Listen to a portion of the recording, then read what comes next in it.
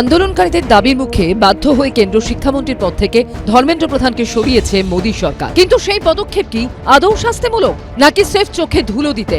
এই ছবিগুলোকে হাতিয়ার করে সেই প্রশ্ন তুলছে বিরোধীরা। প্রশ্ন ফাঁসের ঘটনায় যার ভূমিকা নেই, সবথেকে বেশি প্রশ্ন উঠেছে সেই ধর্মেন্দ্র প্রধানকে সোমবার সংসদে এবং তারপর মঙ্গলবার ওড়িশায় সংবর্ধনা জানানো হলো।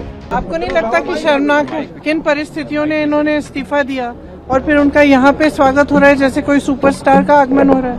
इस सरकार में कोई विश्वास नहीं कर सकता। पूछना चाहता हूँ कि छात्रों का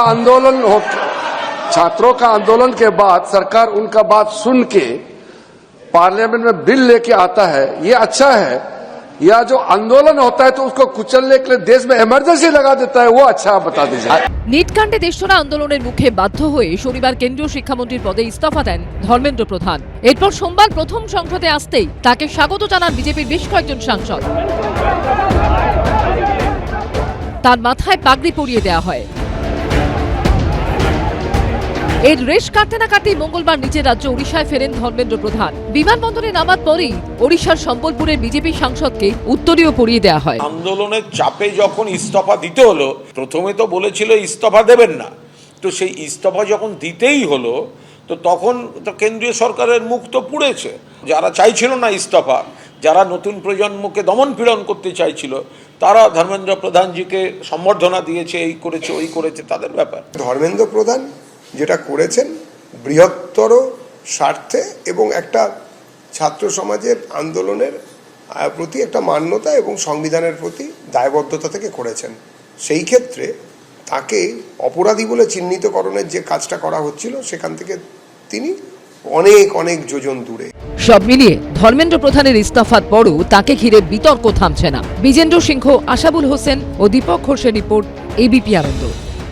সমস্ত আইনগুলোকে বুড়ো আঙ্গুল দেখিয়ে এই সরকার অভিষেক ব্যানার্জির অঙ্গুলি হেলনে আজকে পুরো অত বড় বড় দিঘিগুলো ভরাট করে দিল, আর পুরো প্রশাসন নিশ্চুপ। আরও মামলার প্যাচে অভিষেক বন্দ্যোপাধ্যায়। সেবাশ্রয় এবং করোনা পরীক্ষার পর এবার জমি হস্তান্তর সংক্রান্ত বিতর্কে জড়ালো অভিষেক বন্দ্যোপাধ্যায়ের নাম।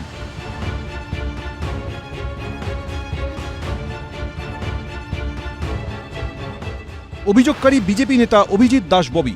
এবার তৃণমূল সাংসদ অভিষেক বন্দ্যোপাধ্যায়ের বিরুদ্ধে ডায়মন্ড হারবারে 11টি দিঘি সহ 52 বিঘা সরকারি জমি হস্তান্তরের অভিযোগ করেছেন তিনি। জমিটা হচ্ছে 52 বিঘা, সেই জমিতে 11টা বড় বড় দিঘি ছিল, পুকুর না দিঘি।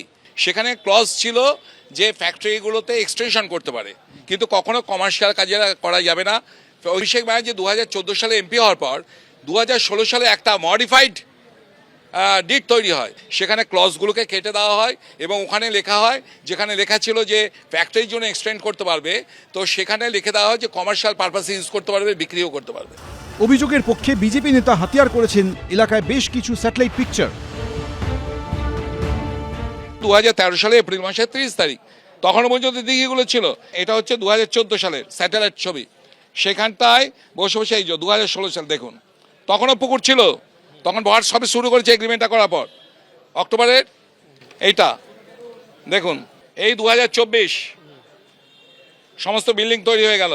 52 বিঘা পুরো গ্রাস করবে এরা। বিভিন্ন ক্ষেত্রে তাকে টার্গেট করে কখনো পুলিশ, কখনো সিআইডি, কখনো ইডি, কখনো সিবিআই, কিছু না কিছু তো চলতেই থাকছে এবং মামলার সংখ্যা যে যা পাচ্ছে মামলা দিয়ে আসছে। এবার প্রথম থেকে অভিষেক বন্দ্যোপাধ্যায় যে স্ট্যান্ডে ছিলেন, তিনি যা যা বলেছেন আজও তিনি সেইগুলোই স্পষ্টভাবে বলেন। আর বাকি অভিযোগ করলে তো হলো না, তার সঙ্গে তদন্ত, তথ্য, প্রমাণ, তো সেগুলির বিষয় আছে। এর আগে মাটি চুরি, ত্রাণ দুর্নীতি, সেবাশ্রয় নিয়ে অভিষেক বন্দ্যোপাধ্যায়ের বিরুদ্ধে জমা পড়েছে একের পর এক অভিযোগ। এবার বেআইনিভাবে সরকারি জমি রিয়েল এস্টেট সংস্থাকে হস্তান্তরের অভিযোগ। হিন্দল দে, এবিপি আনন্দ। এবিপি আনন্দ, এগিয়ে থাকে, এগিয়ে রাখে।